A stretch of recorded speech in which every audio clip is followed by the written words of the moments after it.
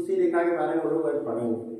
तो जिसे देखेंगे तो ये जैसे एक ग्लोब बन गया, तो जैसे इसको गोला तो नहीं होगा पर मान लीजिए गोला, इसको बीचों बीच में जैसे ना बीचों बीच में ये विषुवत रेखा होती है, फिर 23.5 डिग्री ऊपर कर्क रेखा गुजरती है और 23.5 डिग्री नीचे मकर रेखा गुजरती है। तो एक कर्क रेखा जो है कि जो कि हम लोग भारत देश की बीचों बीच से गुजरती है, यही हम लोग देखेंगे कि जो बीचों बीच से कर्क रेखा गुजर रही है तो उस पर कितने राज्य है। इस पे ट्रिक भी है, मित्र पर गमछा झाड़, अगर पर वो मित्र पर गमछा झाड़ ट्रिक ठीक है, स्मरण है, पर स्मरण कर लीजिएगा। पर वो देखिए ना जैसे सीक्वेंस में कभी कभी पूछ लेता है ना तो गड़बड़ा होती है। जैसे पूछ लेगा कि एक सीक्वेंस में बताइए किस कर्क रेखा पर कितने राज्य स्थित है, कभी उल्टा से सीधा पूछ लेता है, कभी सीधा से उल्टा पूछ लेगा, तो फिर तो ट्रिक गया काम पर से। तो ट्रिक के माध्यम से नहीं होगा। देखिए ट्रिक ये होता है ना, ट्रिक है कि मान लीजिए आप पानी मांगे किसी से तो आपको पानी पिला दे, कोई उसको ट्रिक कर दे। और मगर सीक्वेंस मतलब कहते हैं कि जैसे आपको प्यास लगे तो जैसे बोले तो जाके कुआं या नल आपको दिखा दे कि नहीं यहाँ है, तो आपको जब भी प्यास लगेगा तो फिर आप कुआं के पास या नल के पास चले जाएंगे। तो सीक्वेंस का कंसेप्ट इसे कहते हैं, कंसेप्ट से किसी चीज को पढ़ना चाहिए। ट्रिक के माध्यम तो ठीक है पर ट्रिक उतना काम नहीं करेगा। तो हम लोग उसी देख लेंगे कर्क रेखा पे कितने राज्य स्थित है, और उसको हम लोग चुटकियों में आसान से हम लोग आसान से इस पे पहले हम लोग समझ बना लेंगे, तो उसके बाद याद कर लेंगे। ये कोई बहुत बड़ी चीज नहीं है। जैसे हम लोग देखिए बीचों बीच से कर्क रेखा गुजरती है, थोड़ा टेढ़ा हो गया दोस्तों तो कोई बात नहीं। ये देखिए कर्क रेखा बीचों बीच से हम लोगों के देश से गुजर रही है, तो हम लोग देखेंगे इधर से, तो यहाँ गुजरात हो गया, फिर यहाँ राजस्थान हो गया। तो राजस्थान में क्यों थोड़ा सा लगता है, 2 जिला है, एक बंसवाड़ा है और डूंगरपुर है, तो यही 2 जिला बस राजस्थान से सीमा बनाते हैं। बाकी फिर यहाँ मध्य प्रदेश हो गया, यहाँ छत्तीसगढ़ हो गया, यहाँ झारखंड हो गया, यहाँ पश्चिम बंगाल हो गया, फिर उसके बाद यहाँ त्रिपुरा और मिजोरम, यही हम लोग देख लेंगे। तो इसका कितना राज्य हो गया, 8 राज्य गुजरते हैं, गुजरात, राजस्थान, मध्य प्रदेश, छत्तीसगढ़, झारखंड, पश्चिम बंगाल, त्रिपुरा, मिजोरम। तो हम जिसे इसको 2 सीक्वेंस में बांट लेंगे हम लोग, तो स्मरण करने में आसान हो जाती है। जैसे एकदम राजस्थान, गुजरात, राजस्थान, मध्य प्रदेश, 3 इधर कर लीजिए, गुजरात, राजस्थान, मध्य प्रदेश, फिर छत्तीसगढ़, झारखंड, छत्तीसगढ़, झारखंड, ये दोनों टूटा हुआ राज्य है, दोनों टूटा हुआ है, एक मध्य प्रदेश से टूटा है और एक बिहार से, छत्तीसगढ़, राजस्थान, झारखंड टूटा है। झारखंड और ये छत्तीसगढ़ ये दोनों टूटा हुआ राज्य है, तो हम लोग टुटला हुआ तो टुटले से याद कर लेंगे। फिर इधर लास्ट में पश्चिम बंगाल है, फिर इधर देखेंगे त्रिपुरा और मिजोरम। तो बहुत बड़ी चीज तो रहा नहीं, 2-4 बार बोलेंगे हम लोग। देखिए आप जैसे देखेंगे, जिसे हम लोग जब बोलेंगे इसको तो हम लोग राज्य पे समझ बना के चलेंगे। जैसे आगे उनकर बोलना होगा तो हम लोगों को छवि होनी चाहिए चित्र आंख में, क्योंकि देखिए जो चित्र से देख लेंगे ना तो चित्र माने भूलने नहीं देता है। तो हम लोग चित्र के माध्यम से देखेंगे। हम लोग यहाँ गुजरात हो गया, राजस्थान हो गया, मध्य प्रदेश हो गया, छत्तीसगढ़ हो गया, झारखंड हुआ, पश्चिम बंगाल हुआ, त्रिपुरा हुआ, मिजोरम हुआ। इसे हम लोग एक बार 8 बंद करके बोलते हैं, गुजरात, राजस्थान, मध्य प्रदेश, छत्तीसगढ़, झारखंड, पश्चिम बंगाल, त्रिपुरा, मिजोरम। तो हम लोग एकदम चेहरा जिसे ना आंख दिमाग में होनी चाहिए, आंख बंद करने के बाद चेहरा दिमाग में होनी चाहिए, तब वो चीज जल्दी भूलता नहीं है। किसी चीज को जिसे आप लोग देखते हैं, चेहरा देखने के बाद ना चेहरा जल्दी भूलता नहीं। आप लोग नाम भूल जाएंगे पर चेहरा नहीं भूलेंगे। और यहाँ है कि सिर्फ चेहरा और नाम दोनों चीज को याद करेंगे तो फिर दोनों नहीं भूलेंगे, दोनों चीज आपको छवि में बना देगा दिमाग में, उसका छवि और नाम। तो यही हम लोग देखते हैं। जैसे तो फिर एक बार देखेंगे गुजरात, राजस्थान, मध्य प्रदेश, छत्तीसगढ़, झारखंड, पश्चिम बंगाल, त्रिपुरा, मिजोरम। फिर हम लोग इसे उल्टा देखें तो उल्टा भी 2 का अपना सीक्वेंस बना लीजिए, 2 या 3, 2 ही बनाएंगे तो ठीक रहेगा। इधर मिजोरम हुआ, त्रिपुरा, मिजोरम, त्रिपुरा, मिजोरम, त्रिपुरा, उसके बाद फिर मिजोरम, त्रिपुरा, फिर उसके बाद पश्चिम बंगाल, झारखंड, पश्चिम बंगाल, झारखंड, फिर अपना पश्चिम बंगाल, झारखंड, फिर छत्तीसगढ़, मध्य प्रदेश, छत्तीसगढ़, मध्य प्रदेश, फिर गुजरात, राजस्थान, गुजरात, राजस्थान हो गया एक और एक गुजरात हो गया। तो हम लोग देख लीजिए, तो मिजोरम, त्रिपुरा, पश्चिम बंगाल, झारखंड, छत्तीसगढ़, मध्य प्रदेश, राजस्थान, गुजरात, राजस्थान, गुजरात। हम लोग ऐसे करके देख लेंगे अपना। तो धीरे धीरे जैसे कि हम लोग बोल लेंगे, एक बार सीधा एक बार उल्टा। तो हम लोग सीधा बोलते हैं तो गुजरात, राजस्थान, मध्य प्रदेश, छत्तीसगढ़, गुजरात, राजस्थान, मध्य प्रदेश, छत्तीसगढ़, झारखंड, पश्चिम बंगाल, झारखंड, पश्चिम बंगाल, त्रिपुरा, मिजोरम, त्रिपुरा, मिजोरम। तो हम लोग इसमें बोल रहे हैं तो चित्र हम लोग को दिखना चाहिए कौन कौन राज्य यहाँ पड़ रहा है। तो हम लोग को राज्य भी याद आसानी से हो जाती है, और फिर कर्क रेखा पर जो स्थित है वो भी याद हो जाएगा। फिर इधर त्रिपुरा, मिजोरम। फिर जैसे हम लोग एक चीज देखते हैं कि यहाँ बंगाल है, पश्चिम बंगाल, इसको तो हम लोग पहले जैसे दिशा देख लेते हैं कि किसे कौन किधर पूरब होता है, किधर पश्चिम होता है।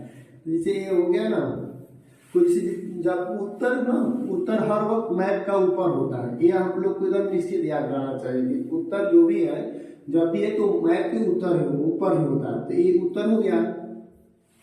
फिर जब उत्तर ऊपर हो गया तो नीचे निश्चित है कि दक्षिण होगा, इसमें तो कोई सोचने की बात ही नहीं है। फिर इधर पूरब हो गया, फिर इधर पश्चिम हो गया। ठीक, तो हम लोग देखेंगे जैसे आप इसको इंग्लिश में देखेंगे तो ईस्ट, वेस्ट, नॉर्थ, साउथ। बताइए वेस्ट मतलब खराब है, तो ये सब इंग्लिश में है। कितना बढ़िया, पूरब, पश्चिम, उत्तर, दक्षिण। तो हिंदी है। सॉरी दोस्तों। तो हम लोग देखेंगे भाई, तो ऊपर, उत्तर, नीचे, दक्षिण, पूरब, पश्चिम। दो चार बार बोल लेंगे हम लोग। तो ऊपर, उत्तर, दक्षिण, पूरब, पश्चिम, पूरब, पश्चिम, पूरब, पश्चिम, उत्तर, दक्षिण। दो चार बार हम लोग बोल लेंगे तो आसानी से याद हो जाएगा। उत्तर, दक्षिण, पूरब, पश्चिम, पूरब, पश्चिम, उत्तर, दक्षिण। फिर हम लोग जब देख रहे हैं कि मान लीजिए पूरब में है तो पश्चिम बंगाल तो पूरब होना चाहिए ना, तो इसको जब ये पूरब है तो इसको पश्चिम बंगाल क्यों कहा गया, ये हम लोग समझते हैं। तो ये पहले जो था ना, ये पूरा बंगाल था ऐसे करके। तो जब लॉर्ड कर्जन आया तो लॉर्ड कर्जन ने 1905 में इसको विभाजन कर दिया बंगाल का। तो बंगाल का जो विभाजन कर दिया तो इधर पश्चिम बंगाल कर दिया, इधर पूरब बंगाल कर दिया। तो उसी समय से पश्चिम बंगाल हो गया और ये पूरब बंगाल चल रहा है। जब देश आजाद हुआ 1947 में जब देश आजाद हो गया हम लोगों का, तो ये पाकिस्तान बन गया। ये पश्चिम बंगाल ही रहा, मगर ये पाकिस्तान एरिया कहलाने लगा। तो ये पूर्वी पाकिस्तान हो गया, इसे पूर्वी पाकिस्तान कहते थे लोग। ये पश्चिमी पाकिस्तान हो गया, इसको पश्चिमी पाकिस्तान कहने लगे। तो ये तो बंगाल का, पश्चिम बंगाल का ही बंगाल ही रह गया, मगर ये पूर्वी पाकिस्तान हो गया, ये पश्चिमी पाकिस्तान हो गया। फिर जब 1971 में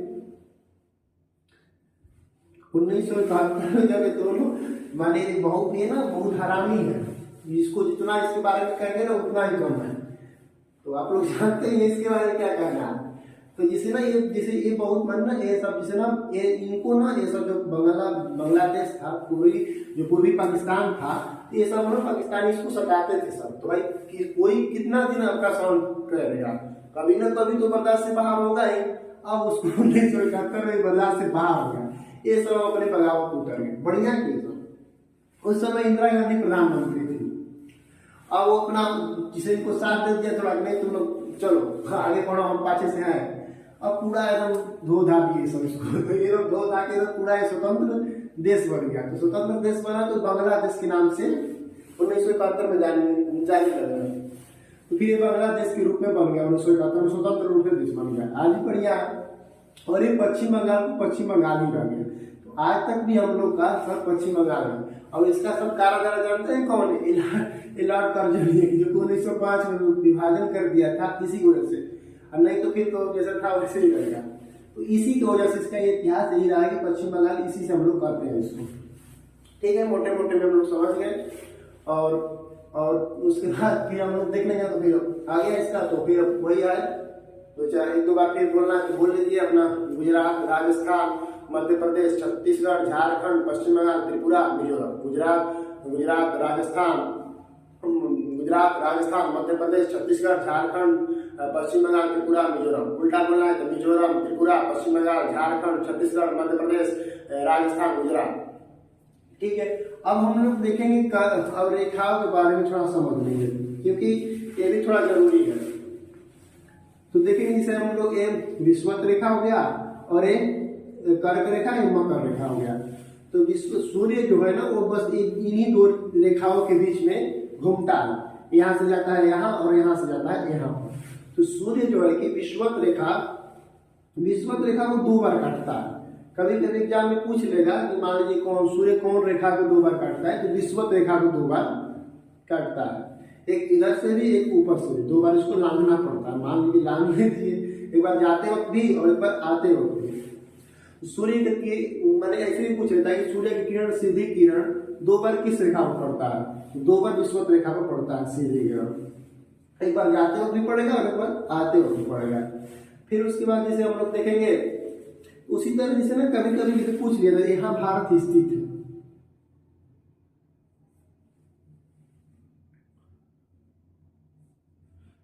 यहाँ पर ना यहाँ भारत स्थित है। जैसे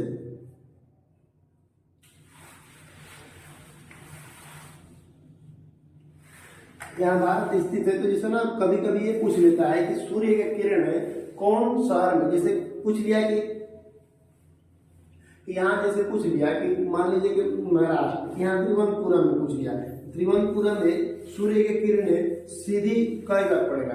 चमकने का मतलब सीधा ही समझिएगा आप लोग। तो यहाँ सूर्य की किरण 2 बार सीधा चमकता है, एक बार तो जाते हो, फिर जब कर्क रेखा से गुजरेगा लौटेगा तो फिर एक बार आने वक्त पड़ता है इसको 2 बार। तो ऐसे कभी कभी पूछ लेगा यहाँ महाराष्ट्र में नासिक शहर है तो नासिक में भी 2 बार पड़ता है। फिर आंध्र प्रदेश में पूछ लेगा तो 2 बार पड़ता है। फिर पूछता है कि रांची में कितने बार सूर्य का पड़ेगा, तो रांची में केवल 1 बार पड़ता है क्योंकि रांची जो झारखंड का शहर है वो एकदम सीधे कर्क रेखा पर स्थित है। और फिर इसे कभी बिहार में पूछ लेगा तो बिहार में तो सीधा नहीं पड़ेगा, बिहार में सीधा कभी नहीं पड़ेगा क्योंकि अब इसके ऊपर सूर्य जाता ही नहीं, कर्क रेखा के नीचे कर्क रेखा तक ही रह जाता है।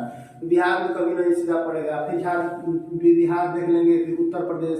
अब दिल्ली में पूछेगा कि दिल्ली में सूर्य सीधी रेखा कई बार चमकेगा, तो चमकेगा नहीं करेगा तो कई बार बात हो जाए। उसी तरह कोयम्बटूर में पूछ लेगा तो कोयम्बटूर में 2 बार चमकेगा। उसी तरह फिर इसे यहाँ कर्क रेखा के नीचे जो भी ये शहर है, हम लोग देखिए सब शहर धीरे धीरे याद कर लेंगे, तो कोई बहुत बड़ी चीज नहीं है। शहर हम लोग धीरे धीरे सब शहर याद कर लेंगे। फिर उसी के बाद इधर अपना इधर फिर गुजरात भुवनेश्वर में कई बार चमकेगा, तो भुवनेश्वर में भी 2 बार सीधा चमकेगा। उसी तरह हम लोग देख लें। फिर क्योंकि कर्क जो सूर्य है ना, अब देखिए जो अब एक बार एक और चीज देख लेते हैं हम लोग, जिसे कि भूगोल का अपनी भाषा होती है। जैसे भूगोल में गर्म को उष्ण कहते हैं, और ठंडा को शीत कहते हैं। ठंडा को शीत कहते हैं हम गुजरात में भूगोल का अपनी भाषा होती है। फिर उसके बाद क्षेत्र को कटिबंध कहते हैं, क्षेत्र को कटिबंध कहते हैं।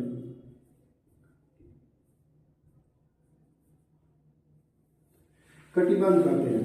जैसे आप लोग को भी अपनी भाषा होती होगी, बाबू सोना परी ये सब बोलते ही हैं आप लोग। ये सब डेमो देने के लिए बोलते हैं, पर भलाई हो चुड़ई हो, पर आप लोग बता देना कि परी है या सोना है बाबू है, ये सब उसी तरह माने भूगोल का भी अपनी भाषा होती है।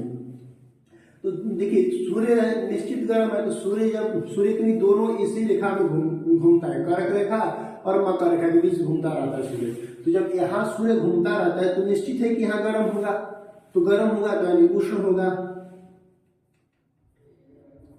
होगा, और क्षेत्र को कटिबंध करते हैं तो इसे उष्ण कटिबंध करते हैं।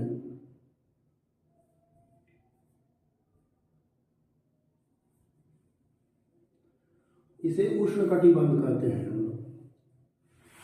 और फिर अब ये दोनों जिसे ना, ये दोनों कर्क रेखा और मकर रेखा के बीच के क्षेत्र को उष्ण कटिबंध करते हैं। फिर हम लोग एक उसके ऊपर रेखा जाती है और एक इसके नीचे, तो ये आर्कटिक रेखा कहते हैं, इसको अंटार्कटिक रेखा कहते हैं। तो एक कर्क रेखा पर जिसे हम लोग मान लीजिए यहाँ सूर्य आएगा तो जरूर है कि यह एरिया गर्म कर देगा, ये तो निश्चित है कि जब यहाँ सूर्य है तो यहाँ एरिया गर्म कर देगा।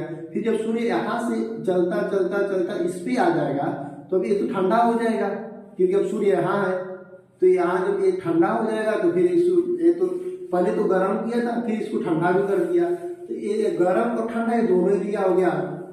जब दोनों हो गया है तो इसे हम लोग शीतोष्ण कहते हैं, क्योंकि शीतोष्ण माने शीत माने ठंडा भी है और गर्म भी है तो शीतोष्ण कह देंगे, इसलिए हम लोग इसको ये लिया, इसलिए वो शीतोष्ण इसका नाम है।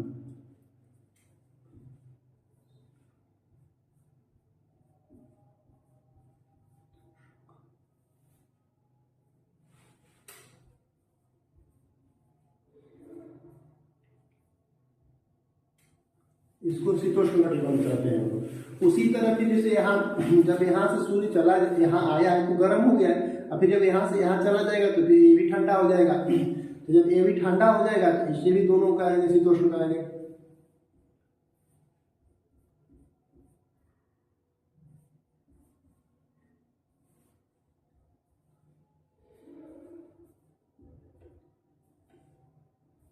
शीतोष्ण कटिबंध इससे भी कहते हैं हम लोग। अब जैसे जब यहाँ शीतोष्ण कटिबंध हो गया तो अब ये देखेंगे ना कि जैसे अब इसके ऊपर तो सूर्य जाएगा ही नहीं ना, अब इसके ऊपर में जैसे सूर्य का किरण तिरछा भी नहीं पड़ता है, यहीं तक इधर में रह जाता है। और आर्कटिक जो रेखा होती है, अब आर्कटिक रेखा के ऊपर सूर्य का तिरछा भी किरण नहीं पड़ता है, और उसी तरह अंटार्कटिक रेखा का भी सूर्य के तिरछा किरण इधर नहीं पड़ता है, बहुत माने कम पड़ता है, तो नहीं एक बार नहीं पड़ता है मान लीजिए, तो इसलिए इसे शीत कटिबंध कहते हैं। क्योंकि जब सूर्य जाएगा ही नहीं तो निश्चित है कि ठंडा होगा, इसे शीत कटिबंध कहते हैं। शीत कटिबंध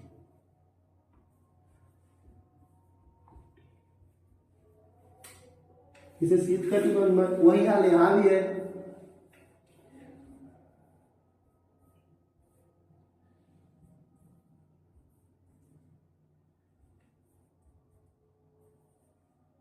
इसे शीत कटिबंध कहते हैं। समझ गए आप लोग?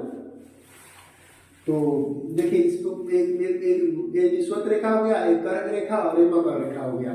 फिर उसके बाद अब ये आर्कटिक रेखा इसको कहते हैं और इसे अंटार्कटिक रेखा कहते हैं। फिर ये तो मकर रेखा हो गया, ये उष्ण हो गया, ये शीतोष्ण हो गया, और ये शीत कटिबंध हो गया, ये शीतोष्ण हो गया और ये शीत कटिबंध हो गया। तो हम लोग देख लेंगे।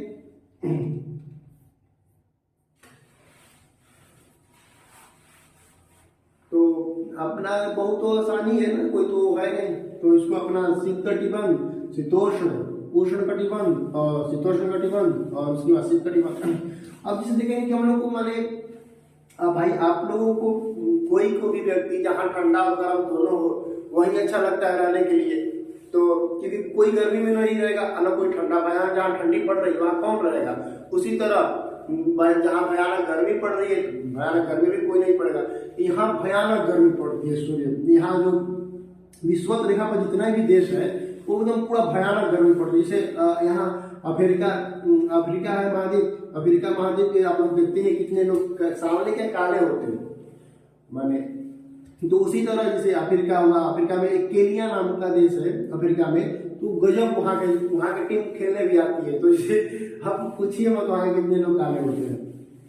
फिर यहाँ उसी तरह फिर अब यहाँ जाएंगे, फिर अब उसके बाद कर्क रेखा पर जो कर्क रेखा पर भी देश जो है उसको भी इसी वो यहाँ बीच में नहीं इसलिए ना कि जाते वक्त भी भूंज दे रहा है, भूंजना मतलब समझ रहे ना भूंजना मतलब इसे पकाना, तो सूर्य बहुत गर्म होता है ना, तो यहाँ जाते वक्त भी मैंने एकदम झोंस दे रहा है, और आते वक्त तो यहाँ इसलिए 2 बार झोंस रहा है, तो 2 बार झोंसने का सिक्वेंस इसलिए और यहाँ मैंने परेशान लोग रहते हैं। फिर उसके बाद जब यहाँ है तो यहाँ ना भाई थोड़ा गर्मी भी है ठंडा भी है, शीतोष्ण इसीलिए होता है। तो देखिए आप जब ठंडा गर्मी एक ही बढ़ रहा है तो वहाँ सब माने जेन्युइन है कि वहाँ लोग अच्छा रहना जो पसंद करेंगे अच्छा रहेगा। तो आप देख सकते हैं यहाँ देश है, यहाँ भारत में जैसे देखेंगे तो आप लोग जैसा बिहार जनसंख्या के मामले में पूछना क्या है, यहाँ उत्तर प्रदेश पूछना है क्या, दिल्ली, पश्चिम बंगाल, तो आप लोग देख सकते हैं कितना जनसंख्या है। फिर विश्व की सब सर्वाधिक जनसंख्या वाला देश चाइना, चाइना में कर्क माने कर्क रेखा के ऊपर है, इसी में है, शीतोष्ण में ही है। तो उसी तरह हम लोग देख लेंगे। तो जैसे फिर इधर आएंगे तो अमेरिका है, कनाडा है, देखिए सऊदी अरब, ये सब क्या है ऊपर है, तो ये सब शीतोष्ण में आते हैं। तो इसीलिए यहाँ जनसंख्या के माने जनसंख्या के बारे में पूछना नहीं है, क्योंकि अच्छा रहता है, ठंडा और गर्म दोनों रहता है। फिर हम लोग देख लेंगे, फिर इस सब यहाँ कभी देखें जनसंख्या के लोग परेशान है, जनसंख्या से लोग परेशान है, कभी नहीं हो सकता है। तो यहाँ कौन रहना चाहेगा भाई, जो है तो भाई धीरे धीरे ना, आप जिस माहौल में रह रहे हैं तो आपको रहने की क्षमता धीरे धीरे हो जाती है। जैसे आप जो गर्मी में रह रहे हैं, आप धीरे धीरे लोगों को माने ना रहने का आदत पड़ जाता है। पर कोई पहला जैसे यहाँ से जो यहाँ रह रहा है, जैसे रूस है, अब रूस के लोगों को अमेरिका भेज दीजिए तो माने पगला के मर जाएगा, इतना गर्मी पड़ेगा। तो जो जेन्युइन है ना, जो शुरू से जैसे ना मौसम प्रकृति के अनुसार हम लोग ढल जाते हैं। जिस प्रकृति में हम लोग रह रहे हैं तो हवा, पानी, गर्मी, जाड़ा, बरसात, सभी लोग हम लोग माने एक भी ना, जैसे प्राकृतिक मौसम जो होता है ना कि बहुत दिनों मौसम जल्दी चेंज होता नहीं है। तो उसी तरह से हम लोग को जेन्युइन मालूम है कि जैसे माने सावन, भादो, माघ बारिश होती है, तो क्योंकि अब हम लोग हर साल जानकारी है ना कि सावन में अधिक बारिश होगी, फिर मई जून में भयानक गर्मी पड़ती है, जनवरी दिसंबर में भयानक ठंडा पड़ती है। तो ये हम लोग को ना जैसे बहुत पहले से ही मालूम, हम लोग बच्चा जब बच्चे हैं तो बच्चे से हम लोग को मालूम चल रहा है कि नहीं, हम लोग को माने इतना में ये सब गर्मी और जाड़ा बरसात झेलना पड़ता है। उसी तरह से धीरे धीरे लोगों को रहते रहते माने आदत सी पड़ जाती है। तो हम लोग देख लिए, समझिए दोस्तों। तो फिर हम लोग ये भी कर्क रेखा पे राज्य देख लिए। उसके बाद फिर हम लोग ये पूर्व, पश्चिम, उत्तर, दक्षिण देख लिए मैप में ये हरदम याद रहने की चीज है ना कि जो भी ऊपर होगा तो हर वक्त उत्तर रहता है, फिर नीचे दक्षिण, इधर पूरब, इधर पश्चिम हो जाता है। फिर हम लोग ये पढ़ लिए उष्ण कटिबंध, शीतोष्ण और शीत कटिबंध, शीतोष्ण, फिर शीत कटिबंध नीचे हो जाए। फिर हम लोग देख लेंगे जैसे कि अपना भूगोल की अपनी भाषा होती है, तो उष्ण को गर्म करते हैं, शीत को ठंडा करते हैं, और उसके बाद क्षेत्र को कटिबंध करते हैं। हम लोग ये देख लिए। उसके बाद अपना ये थोड़ा सा बंगाल के बारे में पढ़ लिए। फिर उसके बाद अब जाइए दोस्तों, मिलेंगे फिर नेक्स्ट क्लास में।